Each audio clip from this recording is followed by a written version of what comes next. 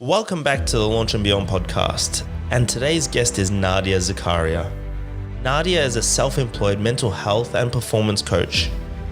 She started with her undergraduate degree in psychology with a plan to become a psychologist, only to realize the traditional academic model wasn't enough. Having lived a turbulent childhood and adolescence, she knew firsthand that a more holistic approach is what most people needed. So she pivoted into coaching, breathwork, meditation, cold therapy, and the understanding of functional medicines and the psychological aspects of mental health. She now works predominantly with men, couples, and corporates. Her no bullshit approach, with the ability to pull from masculine and feminine energy and a combination of life experience and book learnings, make her a unique woman and coach. She also runs a community in South Melbourne on Saturday mornings called Cold and Conscious, where she brings together many of her fundamental principles of connection, self-reflection, and doing hard shit to clients and community. Nadia balanced a full-time job in human resources for a large-scale infrastructure company, as well as her own business for over 2 years before becoming completely self-employed. I really enjoyed this podcast, and I hope you do too. So sit back, listen, and have some fun.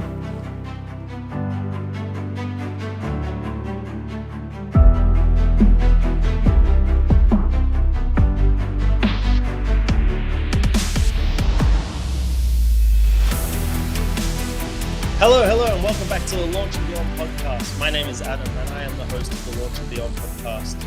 Today, I'm glad and happy to introduce my guest today, Nadia Zekaria. Hello, thanks for having me, Adam. I've got to tell you something. I've got a cousin called Nadia Zerka, and every time I read your name, halfway through it, I'm like, it's Zerka, and then I'm like, no, bring it back. It's not. Right. So funny. Yeah, I was actually saying this the other day, my whole life I've only ever met two other Nadias, so that's quite funny. Yeah. No, every time I read your name, I'm just like, is it you or is it her texting me and stuff like that? So it's, I've always got to be on it with that. So anyway, welcome to the podcast, firstly. Nadia and I probably met at the start of the year, potentially, or end of last year. It was over the summer period, I remember. Yeah, I think it was January. Yep. And one of the reasons why I wanted to ask Nadia to be the first guest back when we relaunched the show was because I think she's got an amazing value. And I will read her bio later, but I'm terrible at reading bios on screen. My old co-host, Jim, he used to always do the intros and he used to do the reading of all this stuff. It's not my strong point. So I'll leave that for after. It's fine. One of the amazing things that I respected about you was I came across your Instagram page during the crazy lockdowns in Melbourne. And I remember the video that it was, I was talking to you, you were talking about how Afghanistan and Melbourne were having two very different things, but you can't compare them to each other. Yeah. One person's, emotional damage is different to another person's emotional, but it's all relative to, what they're going through at the moment. Yeah. So I stumbled across you from there. So I'll do your bio that you sent out to me, but do you mind giving us a brief of what you do and how you do it? Yeah, sure. So I'm a mental health and mental performance coach. I have a background in psychology. So I did my undergrad in psych and actually originally was going to become a psychologist. Like that was the plan. But as per the last video you just referenced, over the years, I've become a little bit like anti-establishment. And I think that kind of started towards the end of my uni degree because I just sort of didn't agree with everything that the traditional model provided. I didn't feel it was holistic enough. And there was things that I knew about that it didn't seem like they covered. So at the end of my undergrad, I went and I studied coaching as well. I also had a friend that had seen a coach and like had really good benefits from it. So I was like, you know what, screw it. I'm going to give this a go instead. And then my journey's kind of evolved since then to being like, I guess what I'd call like a pretty holistic practitioner. I do breath work now. I do meditation. Most recently, I'm doing a functional health mentorship so that I can get a better understanding of the whole like gut health, brain inflammation model of mental health. And I guess on a practical level, how I work is predominantly at the moment, I do a lot of one-on-ones with men and couples. I do see some female clients as well, but like my target is that way. And then I also do a lot in like the event space. So I run a community in South Melbourne where we called Cold and Conscious, where we do like the ice baths, meditation, breath work, go in and do different corporate events or go out to gyms and run different sort of meditation breathwork events there. And as I was just saying to you before we got on the call, I'm now also starting to go into that kind of online learning space. Like I've seen a lot of people really, like you said, love my Instagram content and the way that I deliver things.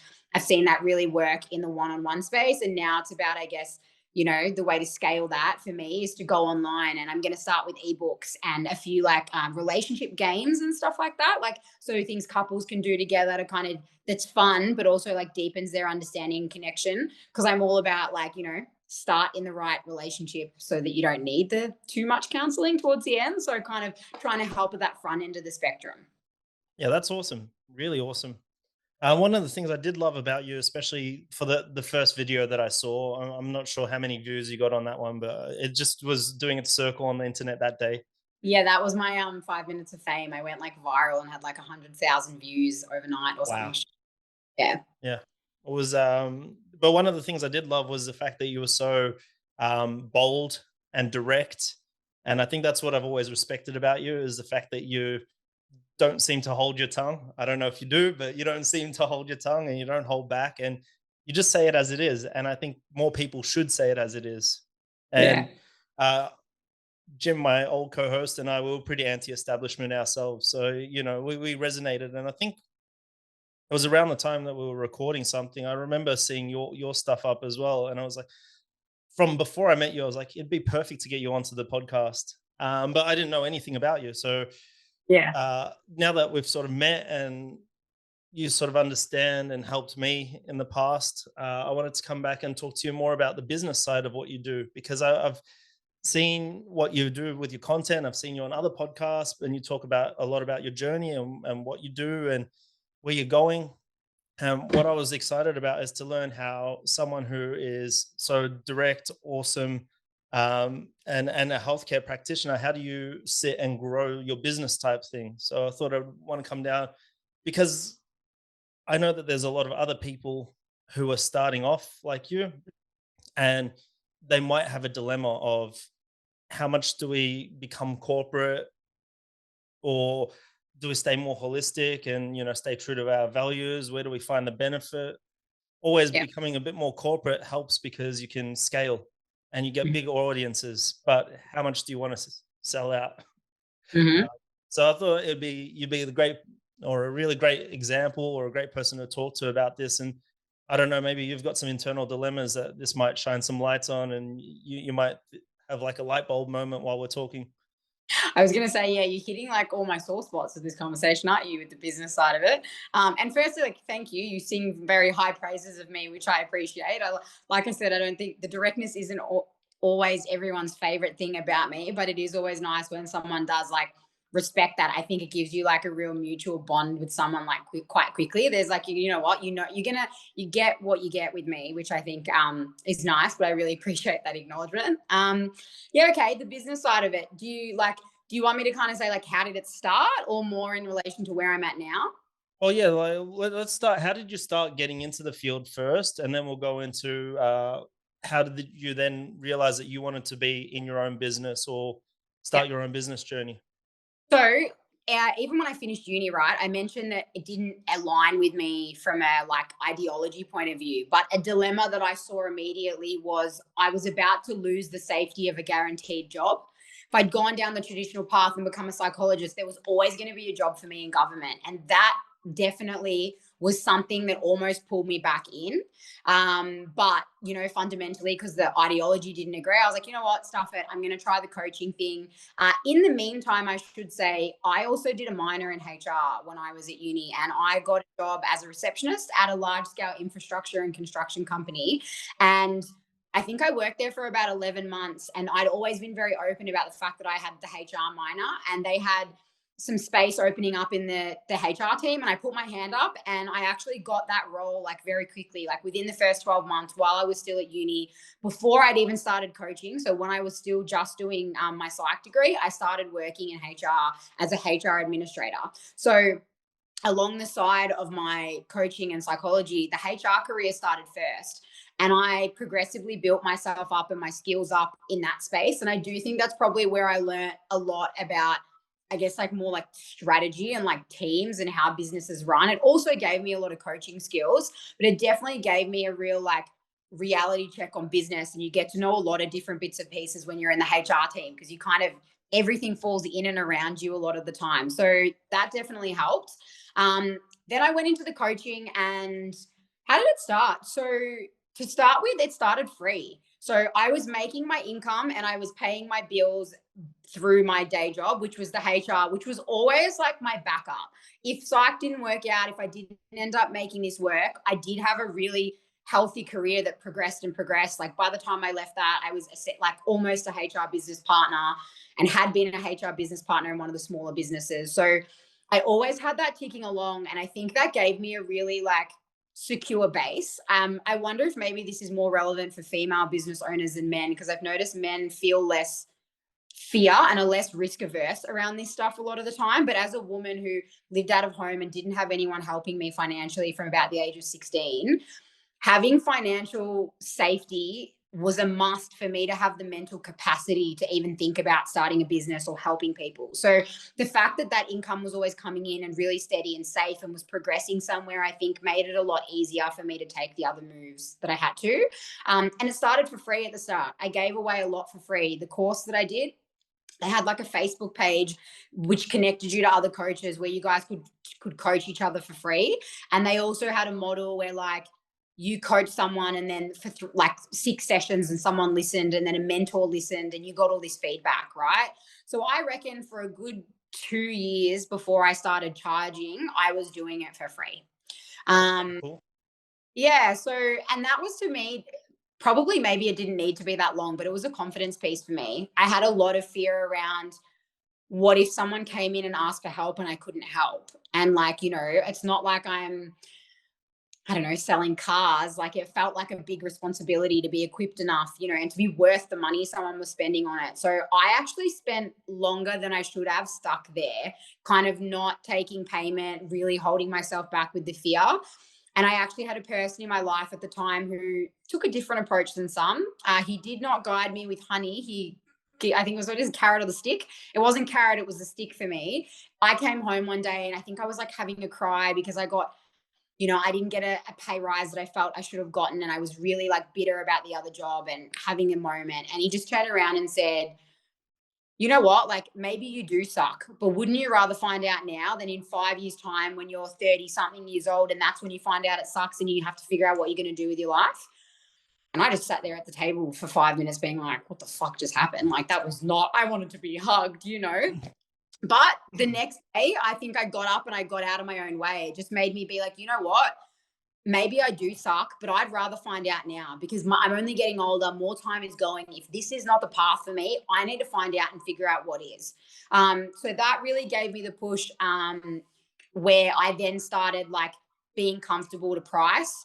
For me, how did the free become business? Word of mouth. So from there, I did start to immediately get some referrals. And when the referrals came in, I just had a price rather than being free at that point. What also happened, like this would have been right around the start of COVID. So like this is like end of 2019 coming into 2020 when I started to make that transition.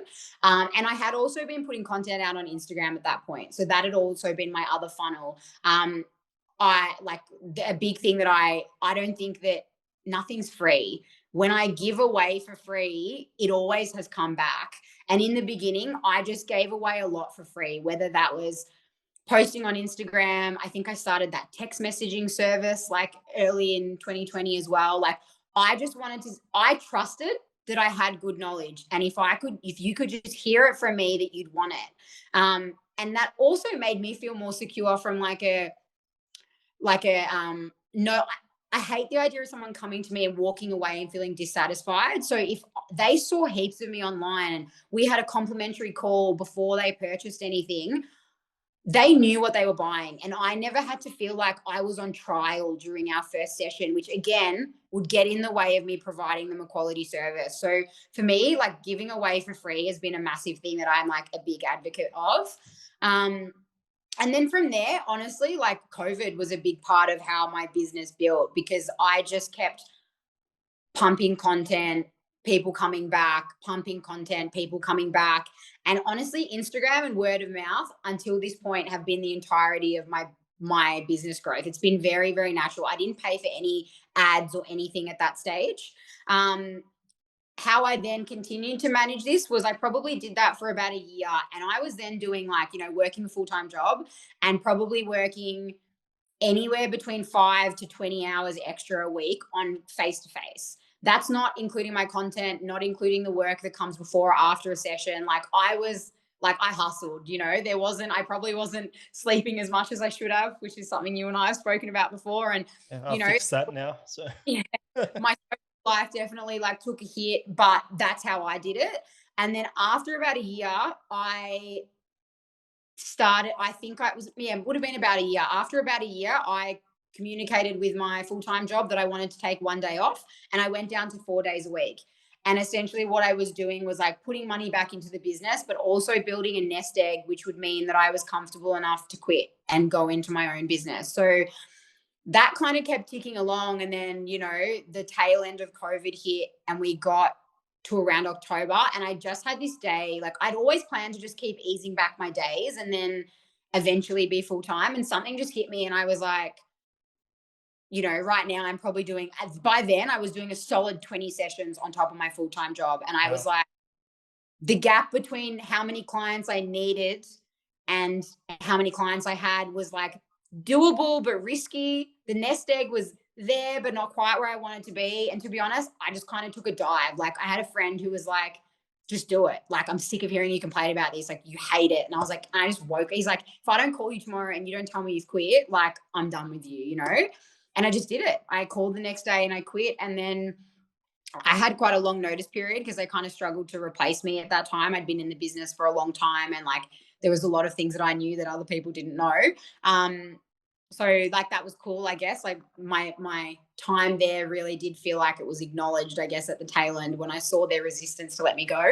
Um, and then from that point in January, I went, yeah, full time in my own business. And honestly, as soon as I had the time, the business seemed to come. It was really strange. I didn't do anything like different than what I was doing before. Maybe I had a little bit more time to put out content and I had greater span of availability in terms of times.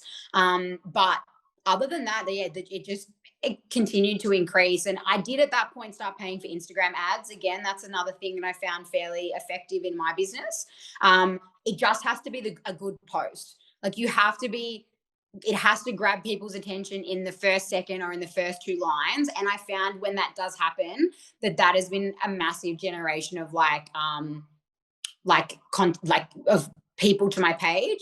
And then again, other things that have been massive is things like podcasts and collaborating in different communities. So you met me through Feel Good Dips eventually, which was probably the first community I was a part of. And you just would go and I would facilitate, obviously, but also just be like, make a real effort to get to know people and have conversations, introduce myself, tell them to add me on Instagram. From that community, I now run Cold and Conscious. Again, like, those have been massive parts of it. It's a big part of why I do them, is because instead of getting in front of one person, I get out in front of, at Dips, it was 400 people some Saturdays. At Cold and Conscious, it's generally like, at the moment in winter, probably about 20 people a session or 10 people a session. But that's this immediate, trust in my product that when they see me get up and talk about what I'm talking about, they're going to want to keep working with me. But that and all these podcasts that have popped up from that and all that collaboration with other people, because I think social media likes that as well. Like, Instagram likes seeing you do a live with someone here or a collaborated post with someone there, or you do an event and 10 people share your post. Like, the traffic that stuff generates is pretty much what I can attribute my business growth, I think, until this point. Well, I've been constantly like scribbling down notes because I didn't have an inlet into any of that, but it was really it was Yeah, really awesome. I went bam hard. You Yeah. went right in there. No, that was awesome.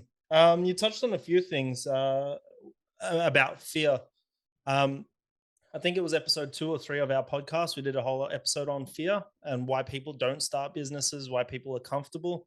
But I've identified that as the biggest thing in my past, say, 6 months of talking with people. I've realized a lot of people are just scared to start, and so the next episode I'm doing is based on fears of that, because I just think that's one of the biggest reasons why people don't want to start, or they're just too scared. Yeah. And one of my mentors said to me, "Hey, do you have 5 friends?" I said, "Yeah, I've got 5 friends." He goes, "That's 5 couches you could be sleeping on. Do you have like some instant ramen you can buy? You can live on that for a few months while you're Mm. starting your dream. Like it's, how bad do you want it type thing, you know?" Yeah.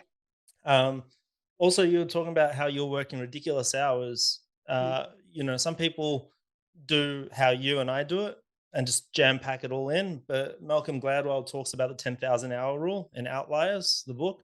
So to become a master of anything, you need to do 10,000 hours. And you Yeah. chose to do it in a really small period of time. Some people take a lifetime to do that, but that's when they get their confidence, is sort of like once they've mastered the art of what you do. Yeah. It was actually really cool to hear about how much free content that you've provided people, because it shows that you're not in it just to sort of make a dollar from it. You want to actually help people, and I think Yeah. that's what resonates with a lot of people who come to see you. Is, hey, we've seen her content online, she's providing it to us, Mm. but I think there's something more that I could go and deep dive in with her. So they'll come up to you and go, "Hey, how do we go? What's the next step? Can we book Yeah. a session? Can we do anything else?"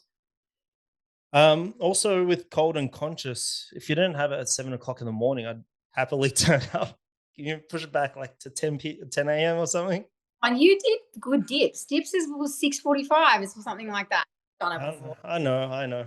But it's on a Saturday at 7. The Wednesday. um, so yeah. One thing that you touched on with Instagram was pretty cool. How you grew yourself pretty organically through it. Yeah.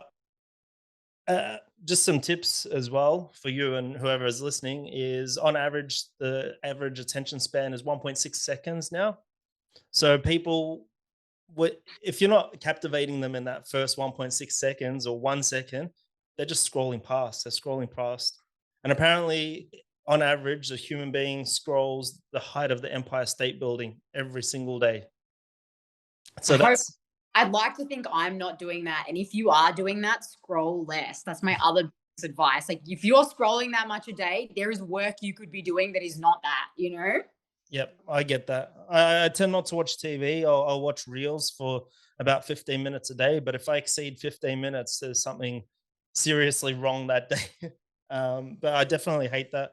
But one of the greatest tips that I got for ads is always ask a question.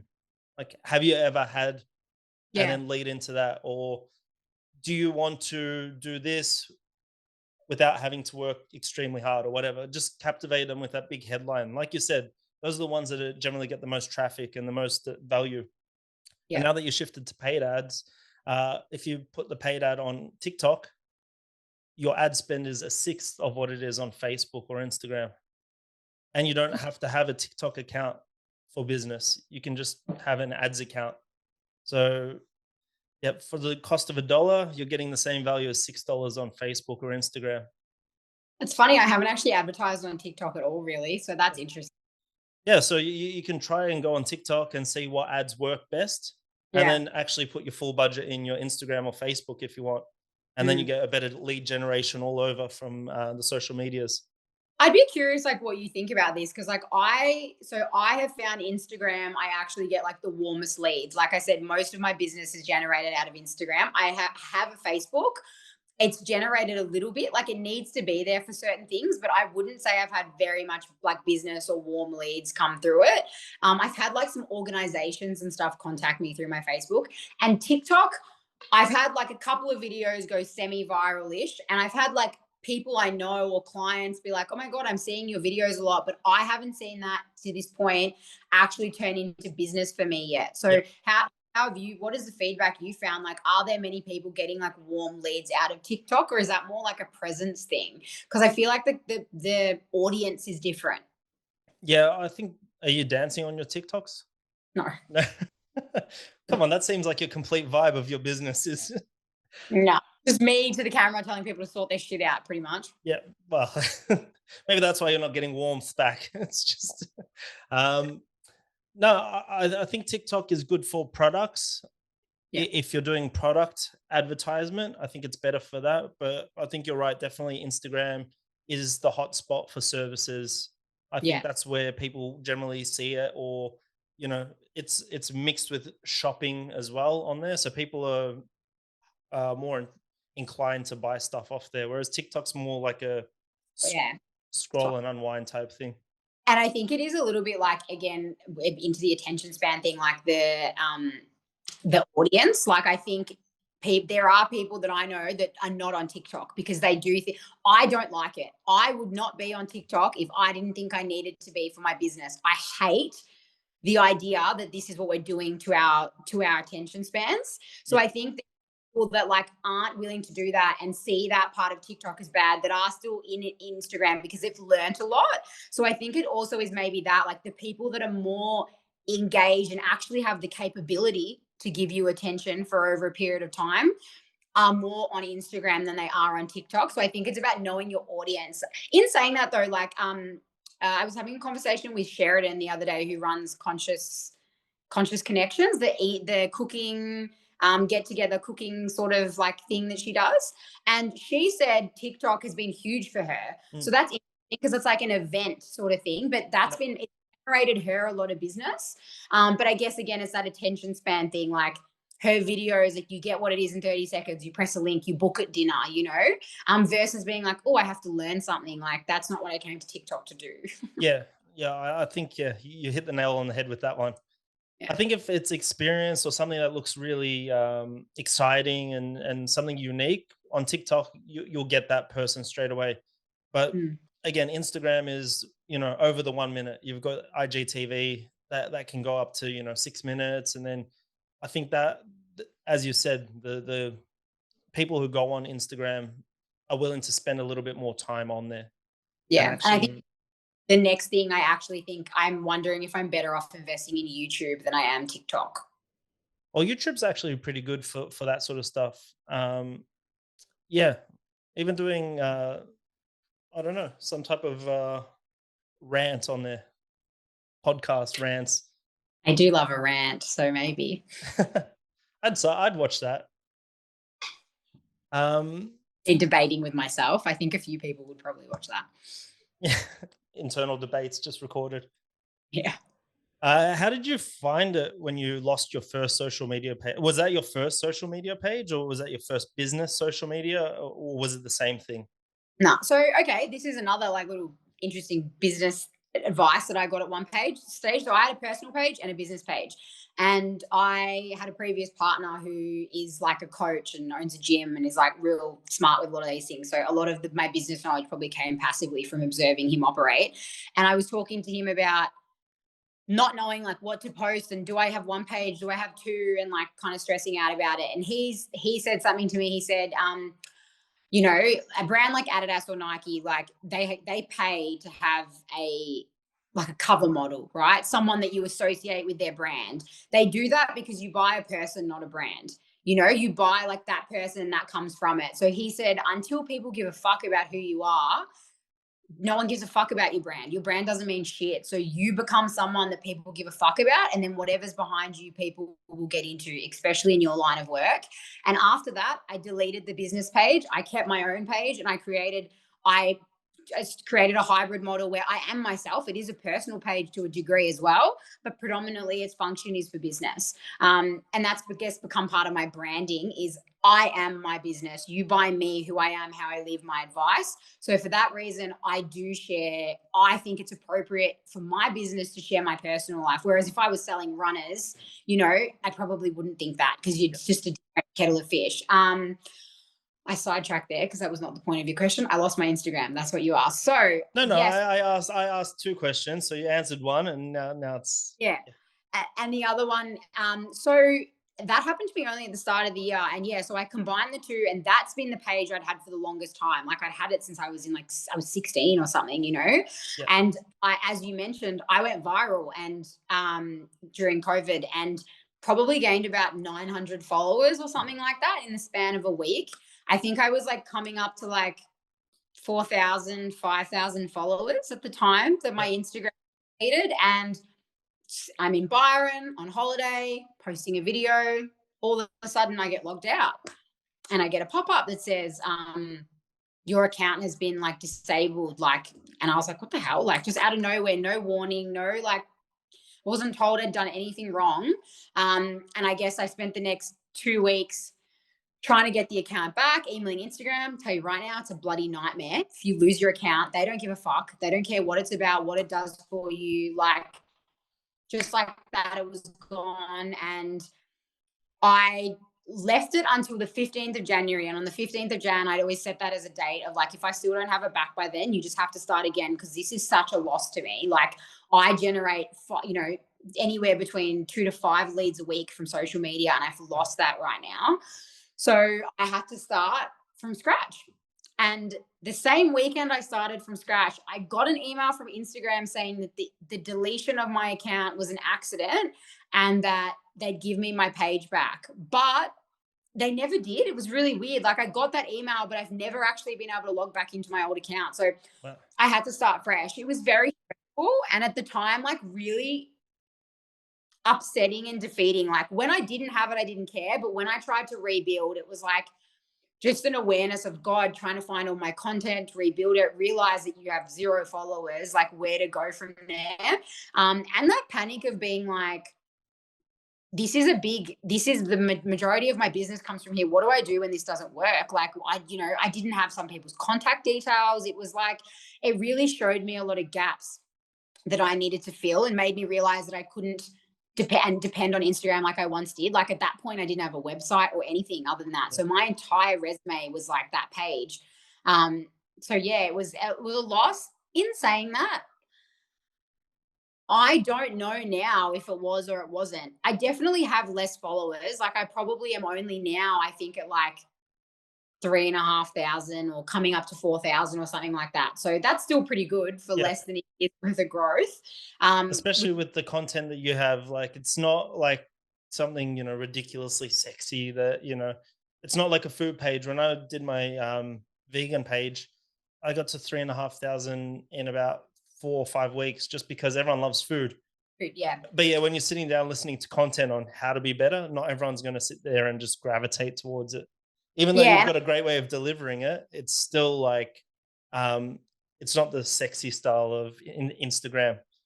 yeah. So like it's been interesting, but I would say like my following is like engaged. Mm, I'd say like the actual I probably get less views on my Instagram stories. That's never gone back up to what it was, which is interesting. But post engagement and like reshares and all that stuff and just people seeing my content, I actually feel like possibly it's more engaged than before. And I'm guessing that's probably like the rapid growth. Like, I might have had 4,000 followers, but it was over like, I don't know, 8 years or something like that. Whereas having generated nearly 4,000 followers in like, what are we, October? So like 9 months.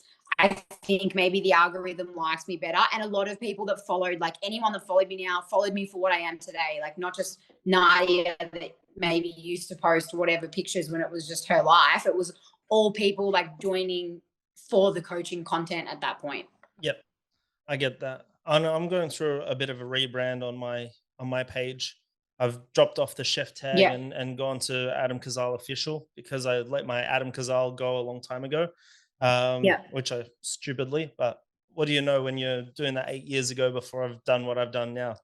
Yeah. So I'm going through a rebrand at the moment, and I've noticed that some of the stuff that I post, especially my stories, if I post something that's food, I get like I've got 1,500 followers, but I get say 300 to 400 views on my story. If I post Mm, something that's like motivational, like Andy Frisella, a guy that I love, and Jordan Peterson, my views are like mm. 50 to 70. So Yeah. it's Okay. almost like a fifth of what I would generate from a food picture to self help or a content from I don't know if it's just because they're flagged, but Mm. they yeah, I don't know. It's really interesting. Every time I post something that seems a little bit controversial, my views just go straight down.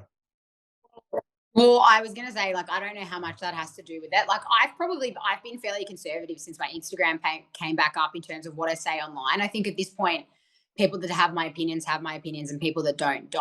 So there's not as much to post that I guess should be getting me shadow banned. But I've noticed that if it's anything for me that's more personal than business goes off. Yeah. Like I posted about my recently, I'm in a relationship, and I posted that, and I think I had something like, it would be easily like two times, three times what I would usually get interaction on any other post. So I don't know what that's about. I don't know if it's because predominantly it's a business page and that's like human nature. Now that they're kind of interested in me, Yep. the more they can know about me, the more interesting it is. So people like really engage with that stuff, or what that's about. But I've noticed that as well. There's really different engagement depending on like the nature of it. And anything, I personally find videos over words, like where there's my face versus something written, I get much higher engagement with videos.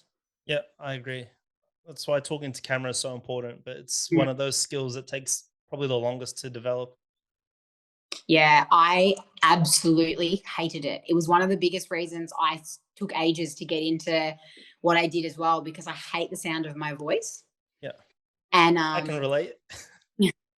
well, yeah, it has. Funnily, probably like not until I started doing meditations. When I started leading meditations and people liked them, I was like, oh, maybe my voice is okay. Like it was a good like validation moment for me that like helped me get over it. But now it's fine. Like freaking. But in saying that, when I'm alone, I don't love someone else pointing a camera at me and then me having to perform with someone watching. I prefer either to a crowd or when I'm videoing to be by myself to do the videoing. I get that. I'm pretty much the exact same. I'm a pretty big introvert. Like I'm happy to live in my own little space as much as possible. But when I go to work, I go to work, and when I got to jump on stage and present to 700 people a cooking demonstration, I'll be big and loud and bold. But when I'm recording an actual YouTube video that someone's hired me to do, and I'm talking directly to camera, it's like one of the most like jittery. I'll stuff up every time. But if I'm on the live stage, I'll never stumble. I'll never say Yeah. anything. I I don't. feel like, when you're typing and your boss used to watch you typing and you forget how to type, Yeah, it's a bit like that. It's like me talking to camera is my job. Don't watch me doing my job, yeah. because that feels weird. Like it's, yeah. So I totally relate with that a lot.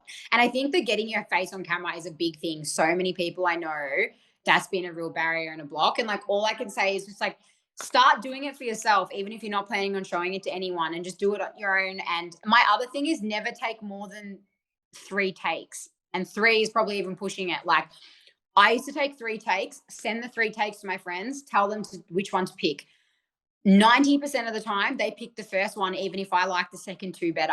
And it just proves that naturalness of it is better than getting the words perfect. Well, some of the advice that I get is record it live. Just do a live. And as you're doing that live, you can always save it later and then post that up with your graphics or whatever else that you want to do.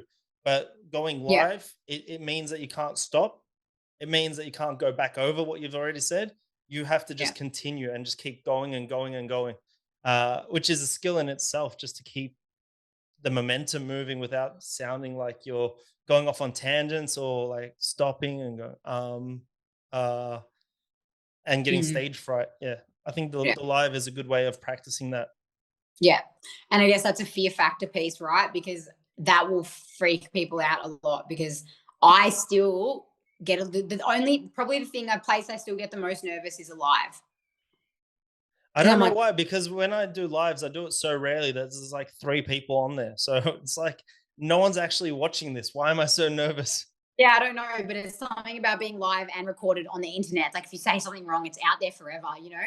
But it's that again, what I guess your next episode will go into that is how well do you manage your fear? Because that definitely massively will be a predictor of your business success or not success. Because I constantly come up against fear and like imposter syndrome and all those things. And it's just about whether you ever let those stop you or not, and how quickly you move through them will determine the pace of your business growth. So yeah, it's pretty interesting. It's yeah, there's a lot to those sort of fears and how it controls people. I'm shocked because so many people are like, oh, I wanted to start a business, but I can't do it. I'm not like you. I said, well, I was never like me when I started the business. I've only got 6 years of experience now over Yeah. multiple businesses. Like as we were saying before, the 10,000 hours. I'm trying to do it as quickly as possible over 3 or 4 different businesses. There's a couple more to come, um, but trying to get those 10,000 hours being a business owner so Mm. that I get the experience. But some people are just too scared to even try, and that's up to them. Like I never judge anyone. Everyone has their own journey, but yeah, like you said, we'll touch on that in the next episode. Yeah. Well, like, Unless you yeah. got something to give. No, I'm gonna say like fear is that big debilitator, and I guess it's that understanding your previous experience with fear, the safety you're coming from in the first place. Like they're all things to consider. Like I said, I knew that about myself with fear. So like I was the person that had to stay in my job and I couldn't just quit and just jump off and go. There might be people that can do that, but it's like know your strengths, know your weaknesses, and make a plan to work around them rather than just being like, I just shouldn't have fear and like ignoring it. Like, have a plan for it, I guess. Yeah, definitely. I'm just looking in at my next question, but you've already touched on pretty much all of it. So I do have another question. For someone who is in the holistic field, how do you find trying to balance your, I don't know, how do I say this? How do you balance trying to help people with trying to sustain yourself in business and grow the business side? This is a hard thing, like a really hard thing that has come up for me, especially recently, because it's that right. It's like I got into this. Yes, I always wanted to be have freedom, and I did like the idea of being self employed. But I got into it because I wanted to help people. Like genuinely, that was the interest, and I wanted to understand people. I've always understood that money makes the world go round. Like I've never been someone who's like that had delusions about the way the world works. The world works on money. The more money you have, the more people you can help. And denying that you want and need money, I don't think helps anyone. And I've never been of that mentality.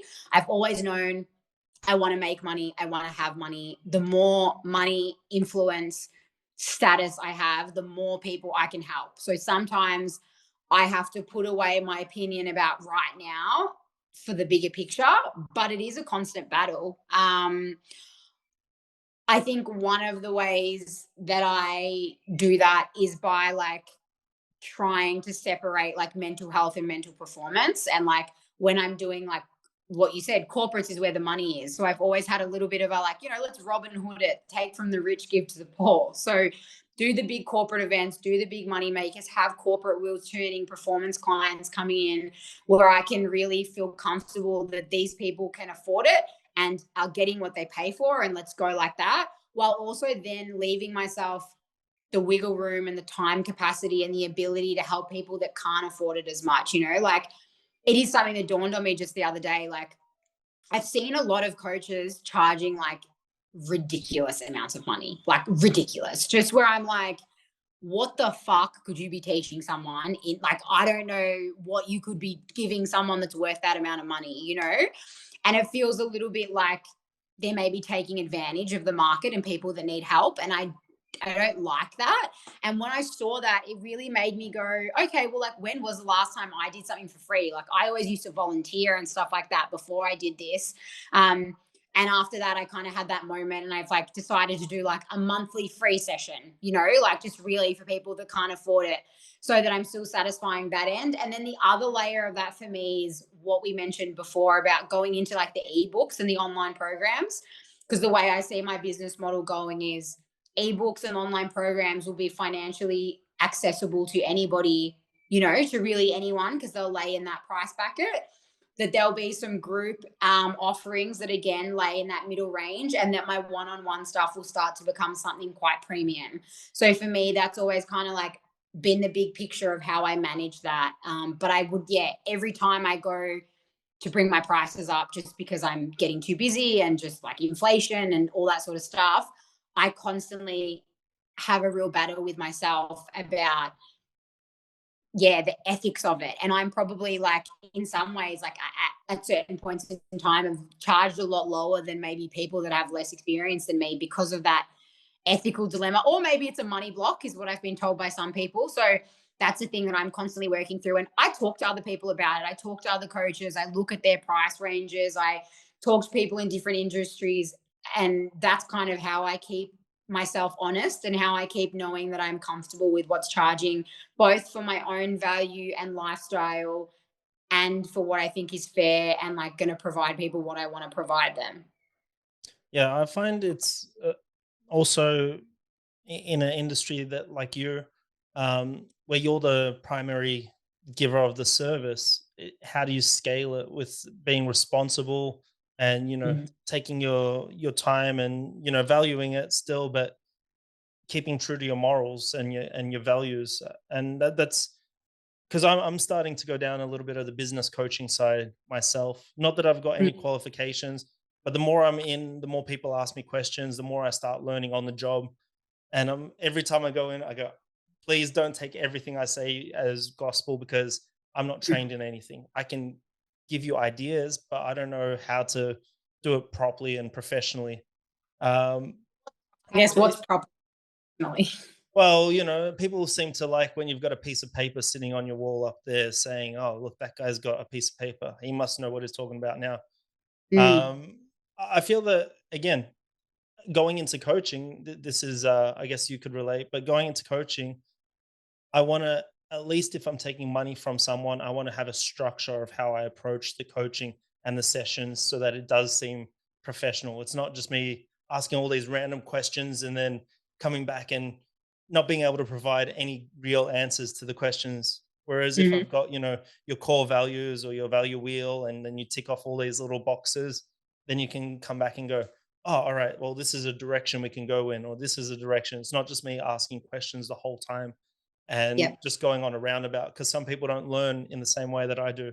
I love Mhm, to absorb information as quickly as possible, and other mm, people need to absorb some and then work on that, and then absorb some more and then work on that. So I've got to learn how to read people better as I'm doing that sort of stuff. mhm. Yeah, for sure. Yeah, one of the things that I justify in me trying to make a lot of money is it's in my mission statement, and it's I want to live a life of service. So me earning a high wage, well, not wage, but high income will lead me to give away a lot more stuff for free. It'll Mm, one of my cousins in Africa, they live in Africa. His wife actually gives away surgeries to children who have injuries, and they recorrect and realign their legs and their arms. And she goes and does like 30 surgeries in a month, once a year. And I go, mm, well, if I had money, I'd donate her to her, say like another 20 or 30 surgeries so that these people can do that. So that's yep. what justifies me earning a higher wage, even though in the core of cause, I'm a pretty holistic type of guy and I don't really need so much material stuff. I like good quality stuff, but I don't need heaps of material stuff. Like I'm happy with what I've got. I don't need more. Hey, look, I like stuff. I'm not gonna lie. I'm a girl that likes stuff predominantly for me. Like, but that would never be enough. Stuff would never have made me work two jobs, 60 hours a week or whatever it was. No stuff would have been worth that. It was like the multiple factors of what the finances were going to be able to do for me. And for me, again, it's that other thing of I just know that the more people who know who I am and who buy into what I do, the more people I can help. And inevitably, with that, like that visibility, and I guess like if you want to call it fame, money will also come. That's just the way that it works. So I've always wanted, there was a, like when I think about like my mission, I always think about the legacy of like, you drop a pebble in the water and there's a ripple effect. And I just wanted to know that when I died, I'd left the biggest ripple effect I possibly could have left. That was what it was about. It wasn't bringing one person to 1,000,000%. It was bringing many people up to 5%, because I think that's what would make the world a vastly different place. And I'm under no illusions that money is a part of that. For others and for myself, like I want to have kids, I want to have family, and there's like a standard that I would like to provide for them, because I do think children are our future, and like so few of them are probably being raised under the conditions that they should be. And like I want the opportunity to give my kids that, and give them an opportunity to become an even bigger leader than I was and go on and do the same thing. I love that. That's awesome. Mm. Um, I've got one more question that I want to ask. Sure. Um, So in the bio that you did give to me, it mentioned that you're self-employed. Mhm. Do you know the difference between self-employed and business owner? Well, I'm not a business owner by the accounting terms. Yeah. But no, please tell. I'm curious. I'd like to hear it from you. But I just know, like, I don't own a business from like an accounting perspective at the moment. I'm like under my ABN, self-employed. Yep. Yeah, because Sole is the word I'm looking for. I'm a sole trader. sole trader. All right. No, no, just Robert Kiyosaki talks about it in the cash flow quadrant, a book that really changed my mindset on how to run businesses, how to scale businesses, and how do we go from being that sole trader or self-employed into being a business owner. Mm. And to be like a self-employed means that you've pretty much just bought yourself a job. So you're the one who's the primary provider of everything that you do.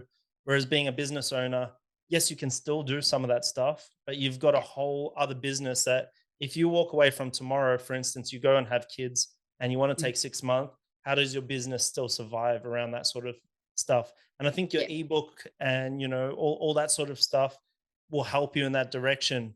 Yeah. But yeah, it was pretty uh I hate the word entrepreneur. I've said that so many times.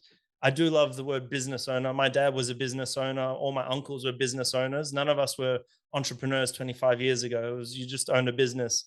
So it's pretty interesting to see how the dynamics have changed. And I'd love to talk to you more, maybe later on a different time, on how we could maybe offline, but yeah, how we could build you as a business owner if Mm. that's what you want.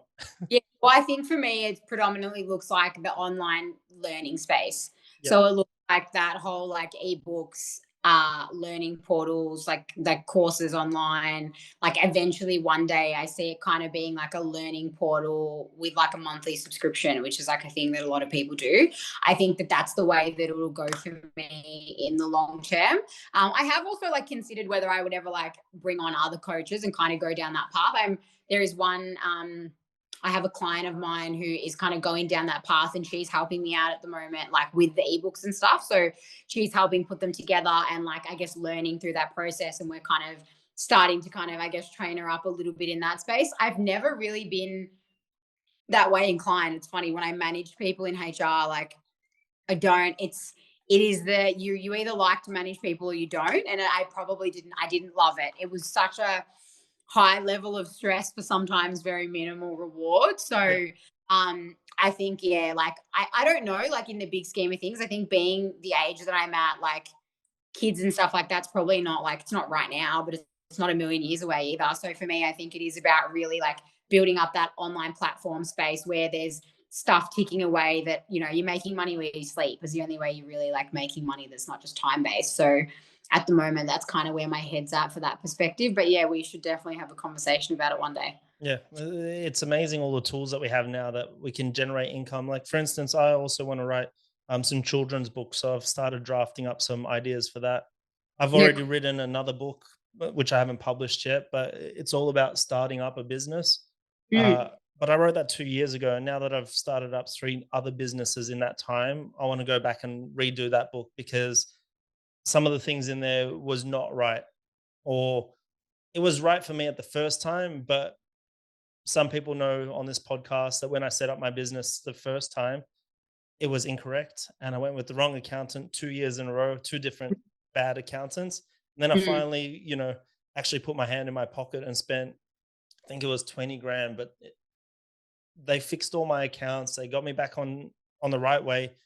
But then Mm. I had to pay 250 grand to ATO. Mm. So it was a pretty big mistake that I had. So now I've got the opportunity to write a book to tell people these are the steps that I believe you should do. Yeah. Yeah, hopefully that helps a lot of people once I can sit down and actually finalize that book.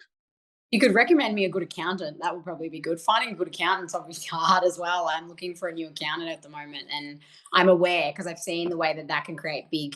I saw through COVID people that had bad accountants like missed out on certain grants. So it's like really just massive. So that is actually something that I'm looking at the moment. I guess one lesson I learned was be careful who you get your website done through. Got my website done the first time.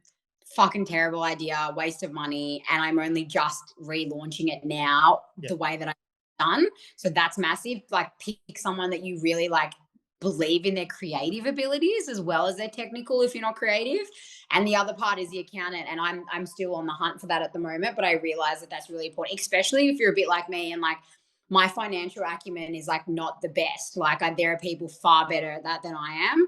I'm good at what you see me be good at. So I understand that that means having like a web of people behind me that are good with that stuff. Because again, like I've also like been in debt at different times, and all of that sort of stuff came from like not having the right people to ask questions from and not getting the right advice and stuff. So yeah, like the people you're around and where you're getting advice is like another massive thing if you're kind of new to this space and you don't have a business background. Yeah, I think that's great advice. I also now suggest lawyers, and lawyers always sound expensive, and a good accountant always sounds expensive. But from my experience now, it saves you so much money and so much time to go back. And I've luckily found a great accountant, which I'll refer you to, and I've also found a really great lawyer who is conveniently right around the corner from the accountant. But I learned that I needed to trademark a lot more stuff than I had. So I've trademarked my own name, trademarked all my business names, the logos, because you don't want to be there sitting down 4 or 5 years down the track and someone from overseas who's got a very similar name or the same name comes here, and then Mm, they've got 20 years of experience overseas, and then they come here, trademark something, you lose your business just like that. It mm, happened to a few people that I've heard of. One my brother-in-law does some graphic design and products, so he got an order for 10,000 pens to be printed.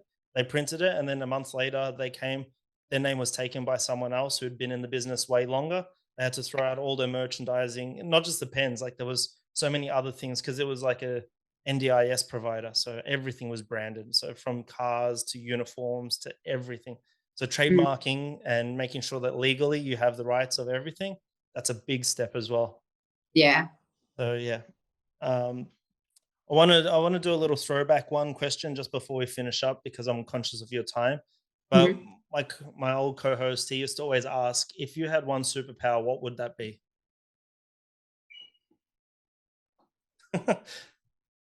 Um, it would be to teleport.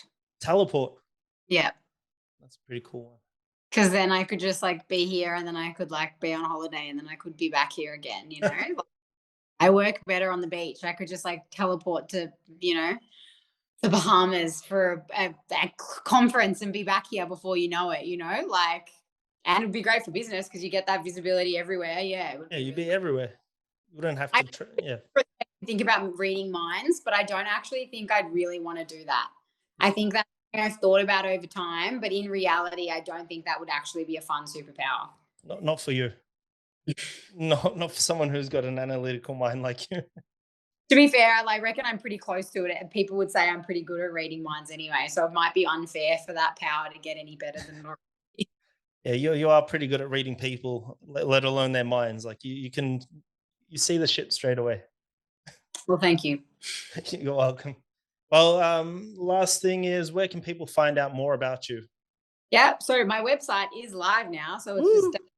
www.mindandcore.com. And I'm also nadia.mindandcore on Instagram. I'm on TikTok and Facebook, but Instagram and my website would be the best places to kind of get a feel for who I am and what I do and how to access me.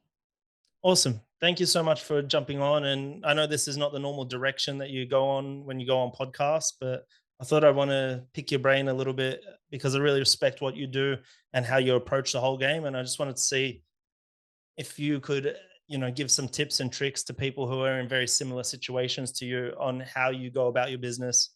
Yeah. So it was really cool. Thank you very much. No, thank you. It was interesting to put my business hat on. Like I said, it's not the one I wear a lot, so it was cool to go down that path. Thank you. That's all right. Have a good afternoon. You too. Bye.